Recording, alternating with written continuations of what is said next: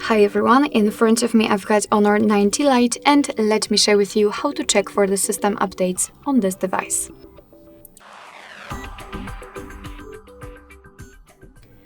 So basically this operation is quick and easy. Firstly, make sure that you've got the internet connection and then we can enter the settings.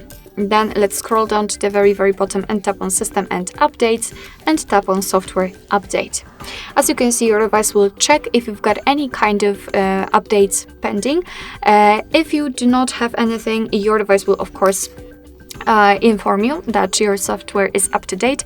You've got also the information about the current version which is applied in your device. Of course, if for some reason your device did not do it automatically, just tap on check for the updates and your device will check it immediately.